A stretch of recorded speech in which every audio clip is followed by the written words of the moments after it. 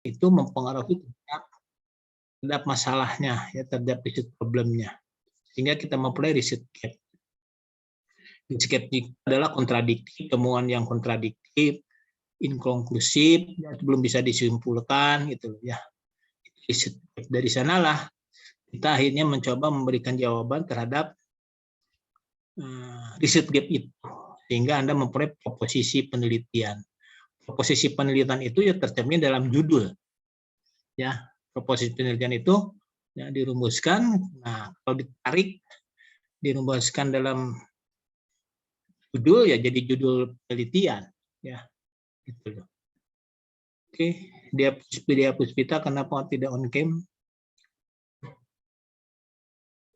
Berliana juga on cam ya. Dia Puspita on cam. On cam. Baik. Terus dari proposisi lah maka timbul pertanyaan penelitian, ya. Bukan rumusan masalah penelitian, tapi pertanyaan penelitian. Sesuai dengan latar belakang atas empirical gap, atas dasar empirical gap yang kita kemukakan, maka kita bisa menyatakan manfaat praktis, ya.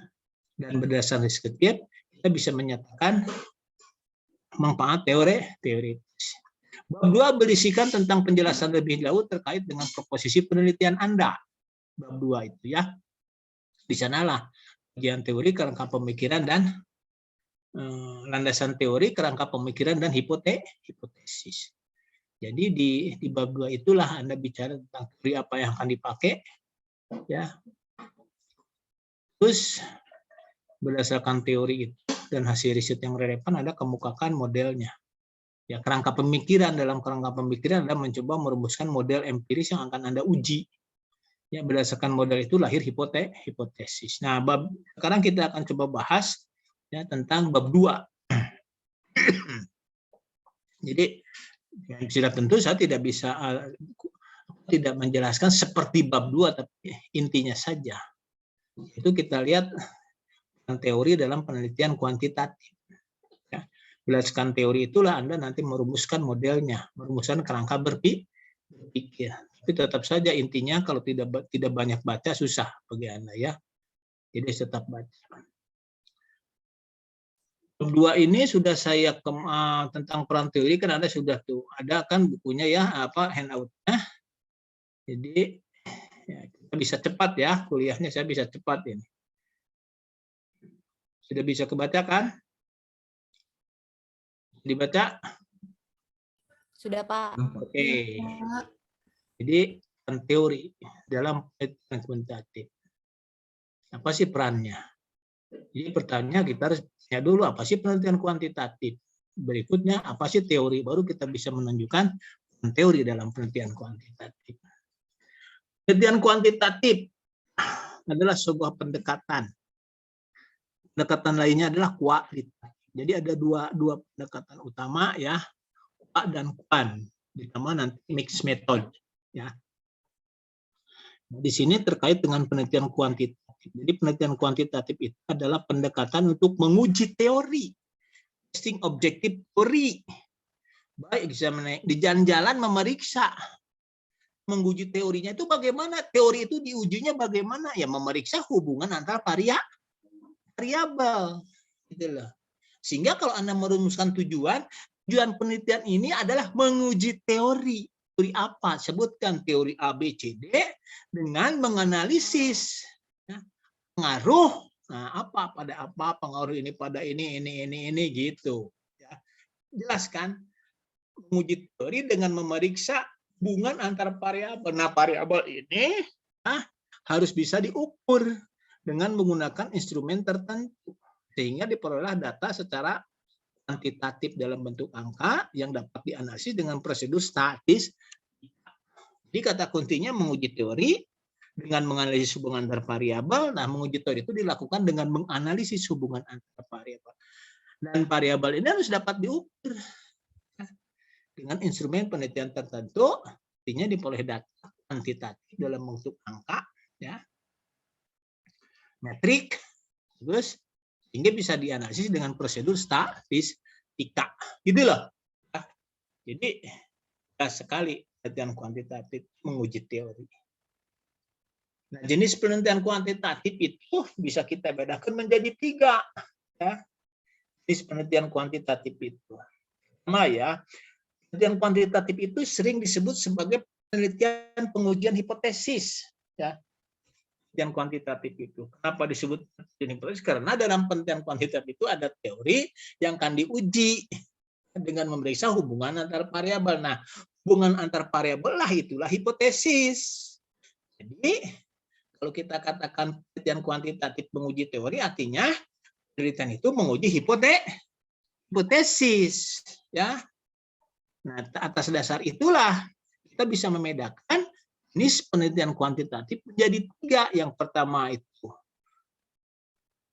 kalau diurutkan gitu ya, diurutkan gitu. Katanya pertama replikasi.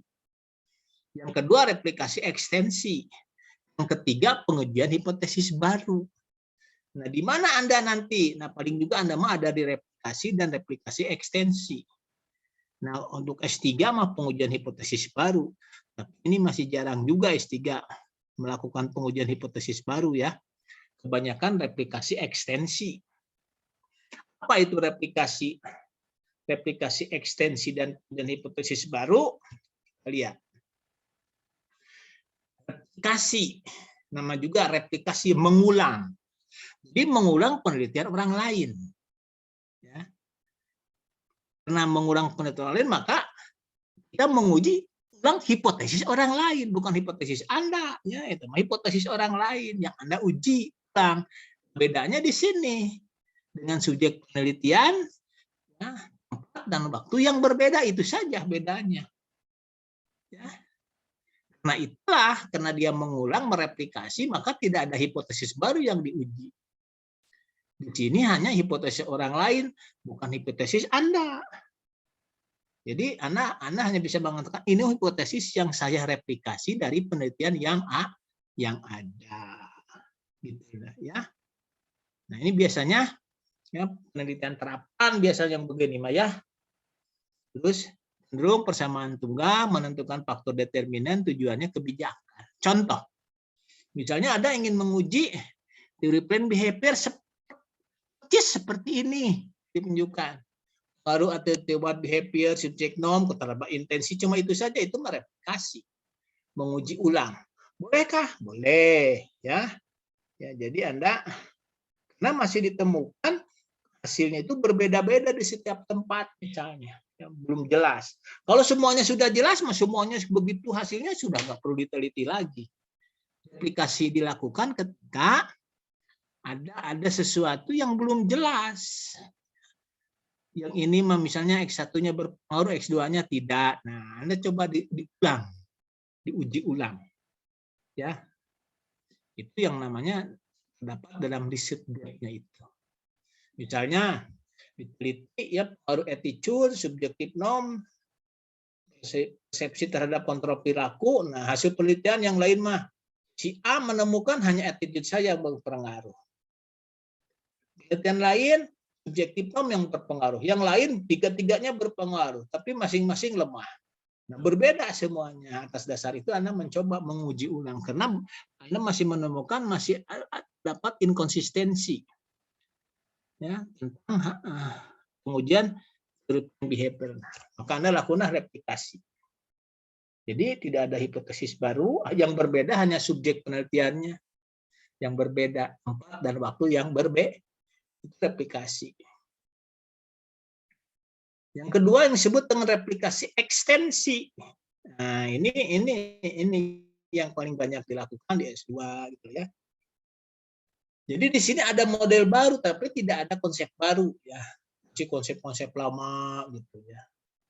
Nah, dilakukan biasanya menambah variabel di sini dengan melibatkan variabel moderasi, variabel moderator, terus variabel mediator, ya, dan atau gabungan keduanya. Nah, kecenderungannya persamaan ganda di sini. Ya. Jadi peneliti menghasilkan sebuah model yang berbeda dengan model-model sebelumnya. Ada hipotesis yang dikembangkan berdasarkan konsep papan. Konsep papan itu konsepnya sudah ada yang dipakai, atau konsep-konsep yang ada saja. Kalau ibaratkan obat nanti yang sudah ada, belum ada obat baru gitu ya. Berarti belum ada konsep baru ya. Jadi ini hipotesis yang saya kembangkan sebagai hasil ekstensi dari model yang ada menjadi sebuah model baru. Orisinal ya. Karena itu muncullah di sini ada orisinalitas. Kalau di replikasi tidak ada orisinalitasnya, paling orisinalitasnya itu hanya orisinalnya itu ini dilakukan pada subjek penelitian yang subjek ini belum pernah dilakukan. Itu saja kalau replikasi ya. Hanya berbeda dalam subjeknya. Siapa yang ditelitinya gitu. Di sini bisa menimbulkan orisinalitas karena ada tambahan variabel ya yang berbeda dari yang sebelumnya. Hasilnya yang menolak, mendukung, atau memperkuat teori yang ada. Contoh, nah misalnya triplen behavior. Ya. Triplen behavior-nya Isaac Agen ini direplikasi ekstensi oleh Linan menambah variabel baru. Bukan variabel baru ya. Variabel boleh variabel baru, tapi konsepnya konsep lama. Variabel baru yang disebut dengan entrepreneurial knowledge. Nah, ini replikasi ekstensi. Sehingga lahirlah nanti linear entrepreneurial intensi model yang berbeda dengan model agent yang aslinya. Gitu.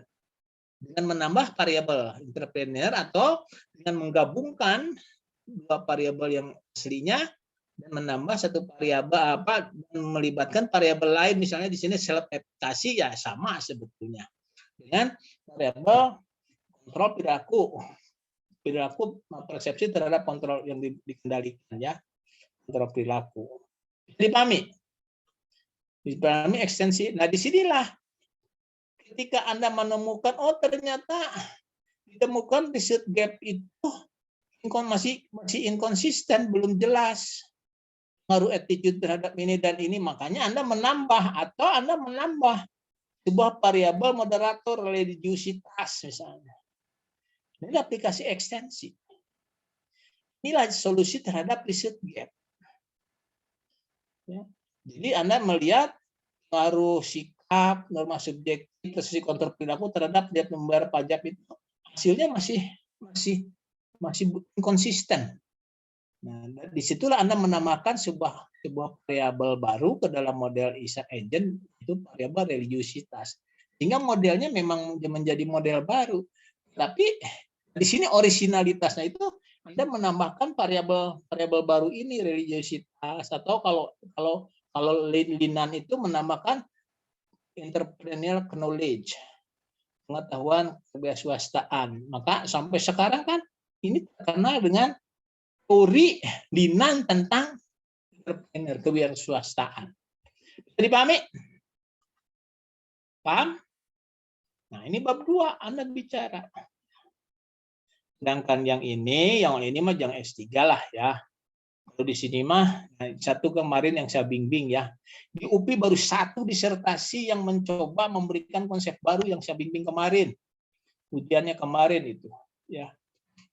Wah, itu babak belur juga tapi mampu mahasiswanya ya sampai menghasilkan sebuah konsep baru. Itulah novelty-nya. Kenapa konsep hipotesis baru disebut hipotesis baru? Perhatikan kan ilmu itu kan begini ya. Sistematika itu komponen dari ilmu itu kan konsep, proposisi, hipotesis, nanti teori kan ilmu. Jadi ketika kita membuat sebuah konsep baru maka ada proposisi baru. Ada proposisi baru pasti ada hipotesis baru kan? Enggak. Kita membuat sebuah konsep baru pasti ada proposisi baru. Saya tidak perlu menjelaskan lagi apa konsep, apa proposisi, kan Anda sudah ngerti, paham. Kan? Kalau ada proposisi baru, baru hipotesis baru yang benar-benar lemah. Hipotesa kan lemah. Yang perlu diuji sehingga nanti menjadi tesa yang kuat, menjadi fakta baru, akhirnya menyumbangkan teori baru, berkontribusi pada ilmu. Makanya penelitian hipotesis baru ini benar-benar sebuah penelitian fundamental, pengembangan ilmu. Ya, sehingga di sini kita bisa mengklik ini hipotesis yang akan diuji. Selama Anda tidak menggunakan konsep baru, mau jangan mengklaim hipotesis saya. Inilah hipotesis saya yang saya replikasi. Inilah hipotesis yang saya kembangkan. Ya. Ini hipotesis saya. Nah, contoh bagaimana membuat sebuah hipotesis baru, konsep baru ya dibuat dari hasil sintesa dari beberapa teori, misalnya 2 teori. Dari teori resources advantage theory, terus ada social identity theory, dari sini ada konsep social advantage, dari social identity theory ada religiocentris, digabungkanlah jadi religiocentric positional advantage. Nah, kalaupun Anda dicari di Google, tidak akan ada konsep ini baru. Ada konsep baru, ada proposi baru. Oke lah, ini mah buat S3 gitu ya. Tapi Anda paham kan bedanya? Replikasi, ada pertanyaan? Ada pertanyaan tidak? Anda nggak bisa pahami, susah Anda itunya ya. Jadi Anda tahu, ini saya replikasi ekstensi, saya replikasi gitu. Saya menyuruh Anda untuk membuat untuk selalu ada riset itu dalam rangka mengarahkan Anda kepada replikasi ekstensi. Ada riset, pasti ada replikasi ekstensi biasanya ya. Jelas melakukan replikasi juga ada alasannya. Kenapa Anda mau replikasi lagi? Oh, ini belum jelas. Atau tentang ini itu belum diuji pada kelompok ini, Pak. Pada kelompok ini saya belum tahu. Yang lain mengujinya pada misalnya pada sektor apa atau pada kelompok apa, tapi pada kelompok ini belum pernah diuji. Nah, itu replikasi, modelnya tetap. Atau saya ingin mencoba menambahkan variabel baru, Pak, ke sini. Karena menurut saya, menurut teori lain bisa dikatakan mempengaruhi itu bisa tidak langsung melalui apa. Nah, gitu. Ya, bisa dipahami? Ada pertanyaan? Ada pertanyaan tidak? Nah, ini saya lewat saja konsep baru Maya novelty yang gini ya. Nah, ini kalau konsep baru ya. Ada konsep baru berarti ada proposisi baru. Nah, kapabilitas relasional cerdas itu adalah merupakan, nah ini jadi ada proposisi, definisi. Kapabilitas relasional cerdas, nah ini konsep baru. Yang lainnya konsep-konsep mapan yang sudah ada.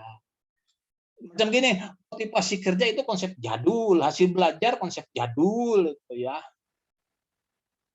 Gitu loh ya.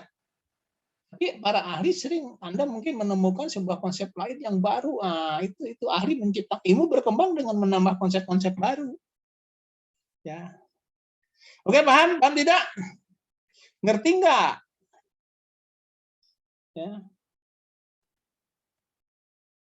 Nah, sekarang sampai pada setelah Anda tahu apa itu penelitian kuantitatif jenisnya, nah berikutnya Anda harus bagaimana peran teori dalam penelitian kuantitatif.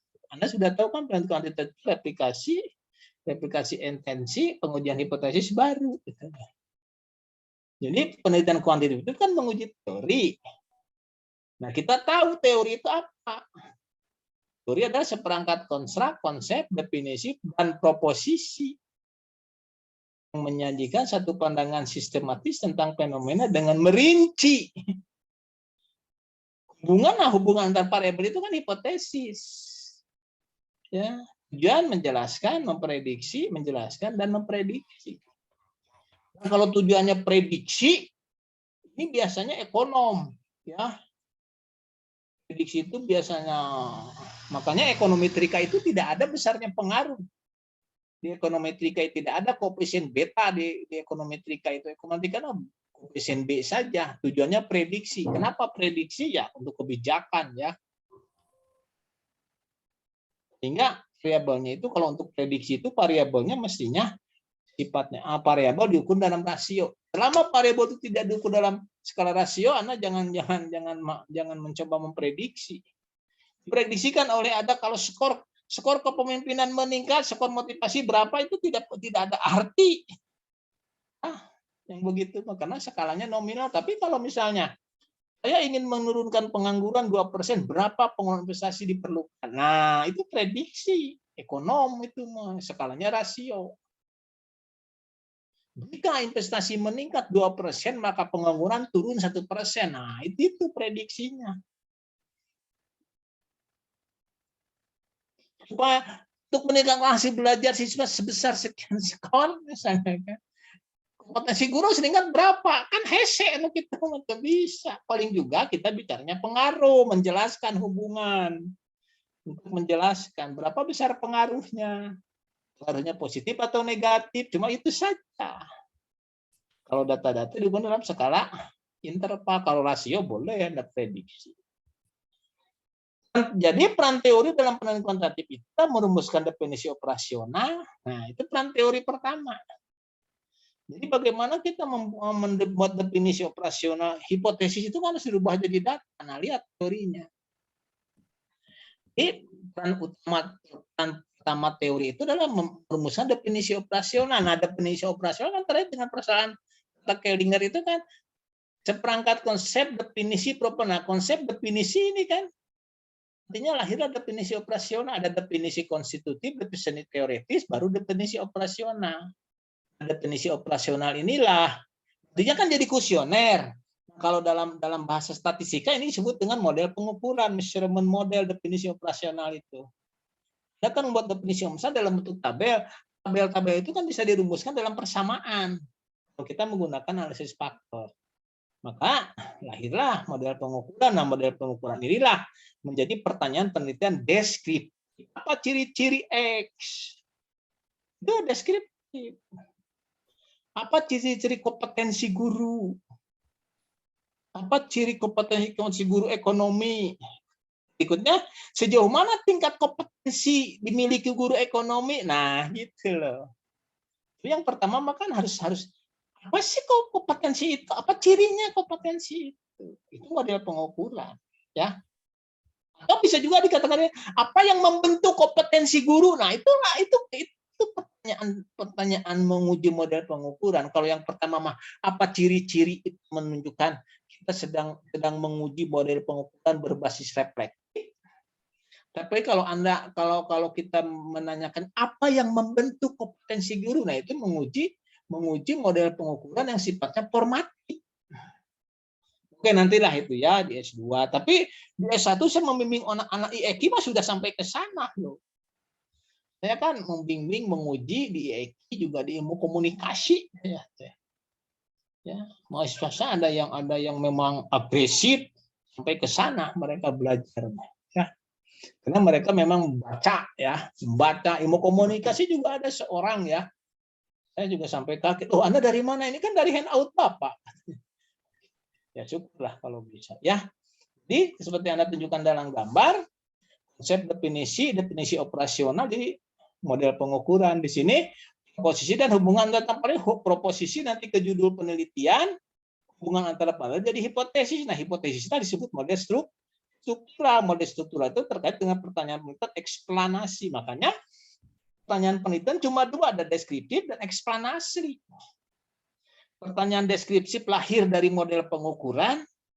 Sejauh mana tingkat motivasi belajar siswa, apa ciri-cirinya? Nah, itu pertanyaan deskriptif. Ya. Kalau struktural, pertanyaan penelitian eksplanasi menjelaskan apakah X mempengaruhi Y? Apakah ada perbedaan Y dilihat menurut A, B, C, D? Nah, itu eksplanasi. Karena itu pertanyaan eksplanasi akan diuji melalui nantinya eksperimen atau non eksperimen.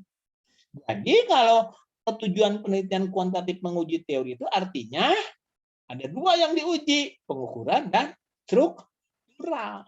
Tidak? Ngerti enggak? Jadi dari mana ujungnya perumusan pertanyaan penelitian itu kalau diusut seperti ini? Ya. Ada pertanyaan penelitian deskriptif dan eksplanasi. Paham? Jadi model struktural itu ya, yang disebut model struktural itu kan hipotesis penelitian. Hipotesis penelitian kan ada sifatnya refleksi, replikasi ekstensi, hipotesis baru kan gitu. Ini kan?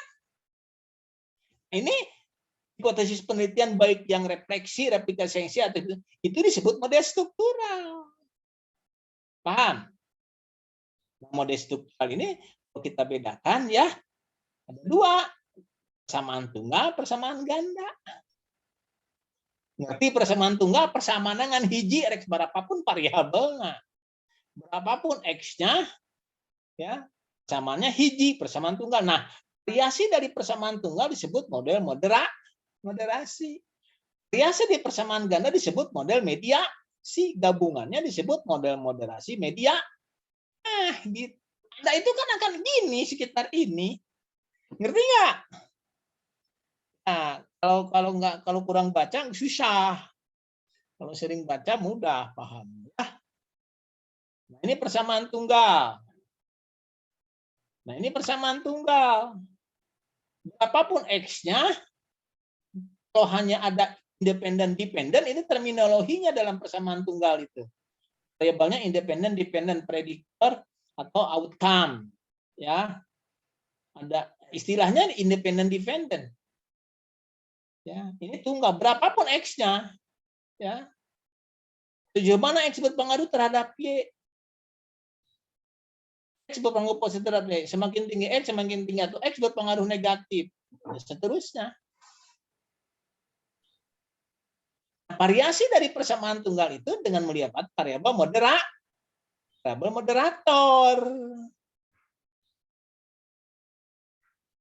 moderator kan bicara tentang dalam kondisi apa. Atau pada kelompok apa X baru X dia semakin kuat atau semakin lemah. Moderator. Apakah gender moderasi pengaruh terhadap dia? Nah, gender ini kan kelompok. Ya, ngerti nggak? Kelompok, kalau kelompok dikotomikan, ya. Terus, apakah tingkat religiositas? Nah, religiositas kan kondisi tinggi rendah sedang. Ngerti nggak? Halo, moderator, ngerti? Iya, Pak. Moderator itu yang mempengaruhi, yang bisa mempengaruhi, bisa memperlemah, memperkuat pengaruh X pada Y, pengaruh independen terhadap dependen. Nah, pengaruh moderator ini jadi pertanyaan dalam kondisi apa atau pada kelompok mana? Ngerti? Jadi ketika pendapatan mempengaruhi pengeluaran, kita masukkan moderator religiositas misalnya. Pada kondisi apa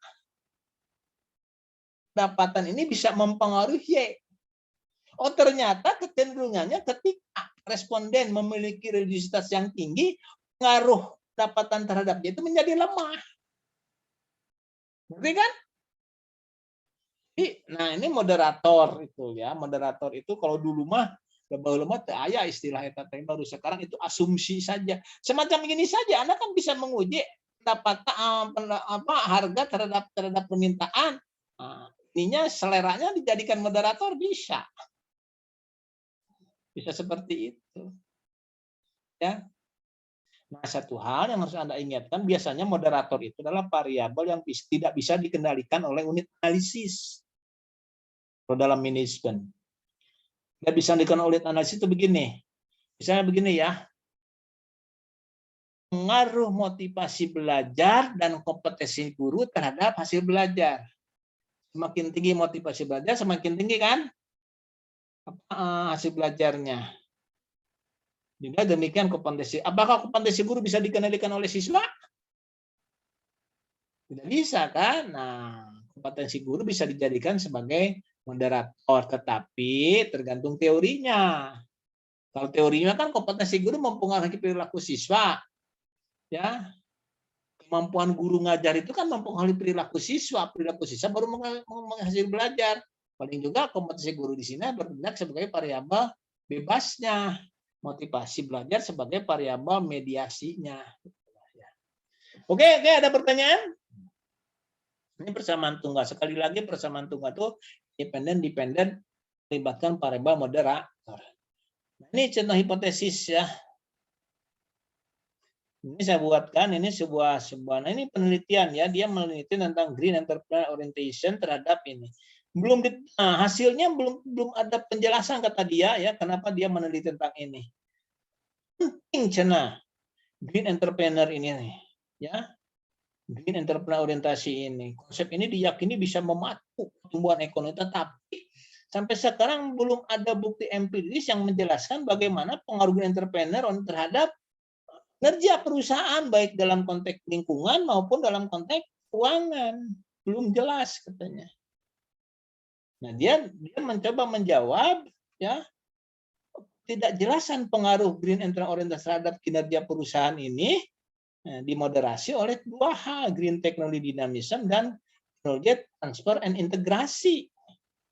Gitulah. Maka dimasukkanlah ke sini modelnya, sehingga dia menuliskan, ya, green entrepreneur orientation secara positif mempengaruhi improvement performance.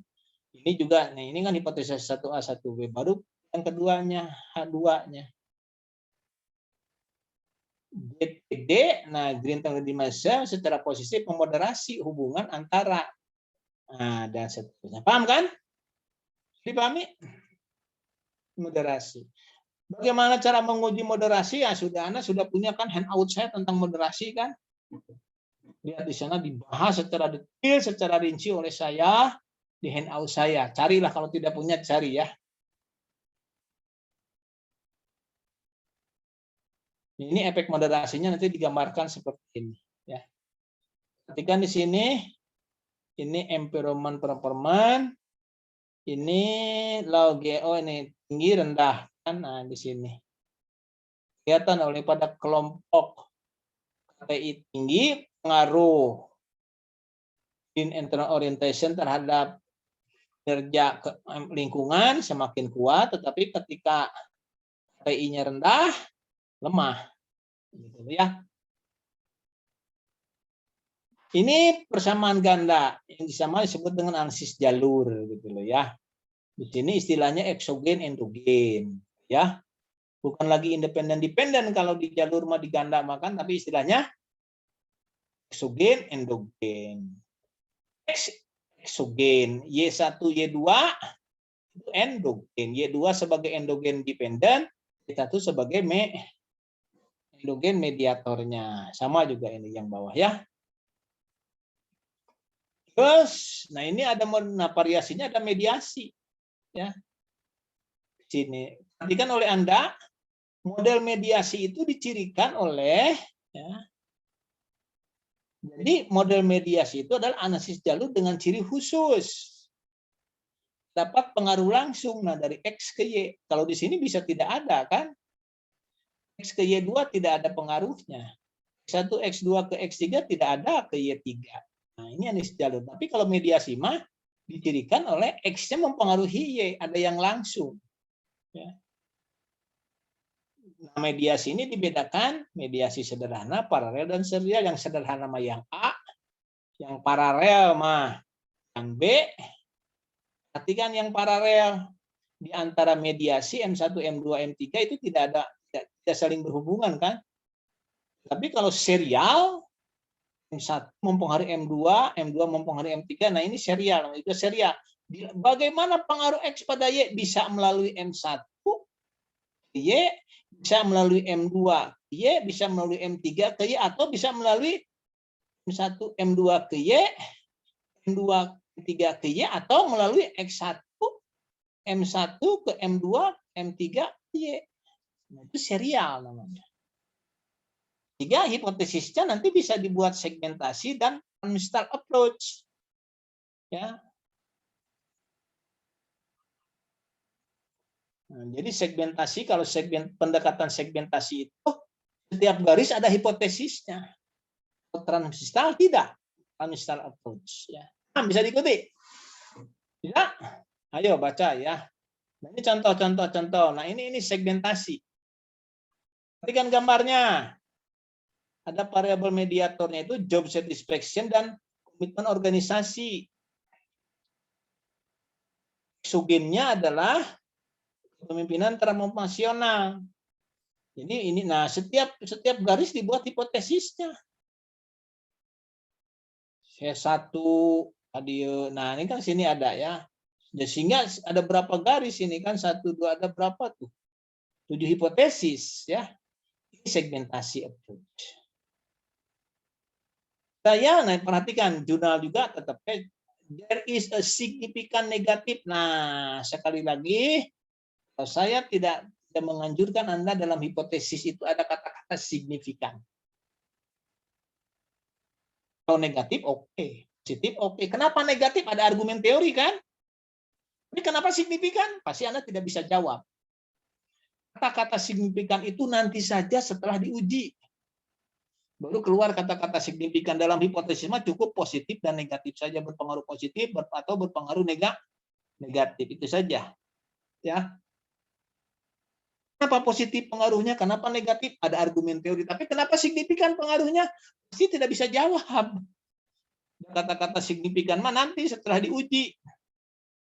Hasil uji 0 ditolak. Kalaupun kesimpulan saya salah itu menolak 0, kesalahan saya hanya sebesar, lihat signya 0,001 lebih kecil dari 0,0. Hasil uji keluar kata-kata. Hasil uji signifikan. Nah, gitu. Hati-hati baca jurnal juga, tidak seluruhnya jurnal itu oke, benar itu loh ya. Ini benar, kalau saya ini tidak sesuai gitu loh ya. Jangan ada kata-kata signifikan dalam hipotesis. Nah, ini transmissional approach. Perhatikan di sini. Kalau kita melihat garis, ada berapa garis? Ini kan 1, 2, self efficacy, ke learning orientation, terus ke ini jadi berapa? 1, 2, 3, 4, 5, 6 kan? Kalau kita menggunakan pendekatan segmentasi ada 6 hipotesis. Tapi kalau menggunakan transmissional approach hanya 3 hipotesis. Yang pertama, entrepreneurship education mempengaruhi intensi. Yang kedua, self ekipasi memediasi. Pengaruh entrepreneur education terhadap entrepreneur intensi. Yang ketiga, learning orientasi memediasi pengaruh. Nah, itu transmittal approach. Contoh lain, nah ini contoh lain. Coba perhatikan di sini. Menggunakan segmentasi ada berapa hipotesis itu? Menggunakan segmentasi, lihat aja garisnya. 1, 2, 3, 4, 5, 6 kan? Tapi di sini cukup 4 hipotesis. Yang pertama, jadi kalau di sini ada direct effect. Nah, H1 frekuensi use mempengaruhi social integration. Yang diuji adalah koefisien regresi C1-nya. Keduanya, frekuensi use rutinisasi memediasi pengaruh frekuensi of use terhadap social integrasi. Yang diuji adalah A1 kali B1, ini signifikan tidak A1 kali B1 ini. Gitu loh ya. Oke, paham? Nantinya ada yang ketiga, yang keempat. Jadi frequency of use, ya, rutinisasi dan infusi memediasi. Nah, dari hubungan antara frequency of use and social integration sequentially, nah, secara sekuensial, secara serial, dimediasi oleh rutinisasi dan infusi. Bagaimana cara menguji ini? Ada cara. Kalau pakai SPSS mah bisa. Pakai Sobel juga terbatas. Bisa digunakan dengan menggunakan Amos. Bisa Anda belajar nanti sama saya. Pak, ini saya sudah menguji pakai Amos. Nanti saya jelaskan. Nah, cara mengujinya bagaimana. Bisa diuji ini A1, A3, B2, atau yang lebih banyak lagi. Itu yang serial. Ya? Paham? Ini model mediasi ini gabungan, ya. Di sini ada mediasinya, ada moderasinya. Jadi pengaruh X terhadap Y dimediasi oleh M. Hipotesis berikutnya, pengaruh X terhadap Y dimoderasi oleh Z. Pengaruh X M dimoderasi oleh Z. Pengaruh M dimoderasi oleh Z. Nah, gitu. Oke. Nah, ini contoh artikel. Ya, dari sini silakan Anda baca ya, dilihat ini sebuah contoh. Bagaimana ini ada mediasi yang tanda putus-putus itu moderasi. Ya, ini hierarkikal.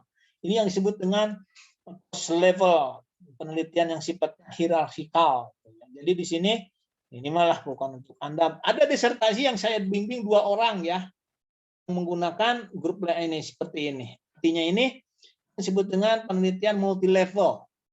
Hierarchical regression model. Hierarchical itu begini, bahwa Analisis itu bisa individu, bisa kelompok, bisa organisasi, digabungkan semuanya, gitu loh. Ya. Makanya di sini ada pada level individu apa? Bicara tentang kepemimpinan kan level kelompok. Tapi bicara self efikasi komitmen itu kan level individual, nah ini digabung. Ini yang disebut dengan cross level investigasi dari kelompok ke individu. Oke, gitu nantilah. Tapi kalau Anda ingin tahu disertasinya disertasi Rino sama siapa Islamiyah itu yang saya bimbing baru 2 disertasi tentang ini. Ya. Kalau yang dibimbing oleh saya memang aneh-aneh ya disertasinya. Maksudnya konsep baru yang satu Ibu Ira Muwarni. Makanya banyak mahasiswa S3 yang kalau tidak agresif mah sarieuna dibimbing saya, aralimun ya kembali Tapi yang ingin yang ingin tampil beda marau ke saya, malah minta. Oke, ada pertanyaan? Nah, terakhir ada yang disebut dengan SEM ya. SEM ini saya 2008 sudah menulis tentang ini ya, bukunya ada ya. Jadi kalau SEM ini digabungkan ya. Model struktural dan model pengukuran digabungkan jadi satu. Perhatikan oleh Anda. Di situ ada variabel laten eksogen 1 diukur oleh indikator 1, 2, 3. Ini yang di atasnya model pengukuran. Di sini nanti terminologinya beda ya. Sebuah variabelnya itu ada lingkaran, ada kotak. Kalau lingkaran elip ini yang sifatnya itu tidak bisa diobservasi langsung. Contoh sajalah ini yang mudah. Intelijen diukur oleh P1, P7, P8, P9. Ini model pengukuran. Struktural itu adalah intelijen, norma di tempat kerja, tulis siapa lagi ini apa yang belakang itu di bawahnya itu kan. Motivasi, performa, nah ini yang strukturalnya. Sedangkan yang pasagi itu kotak, itulah indikator-indikatornya. Motivasi diukur oleh P4, P5, P6. Performa diukur oleh P2, P3, 2, P3. Ini model pengukuran. Gitu loh ya. Oke, paham? Pertanyaan?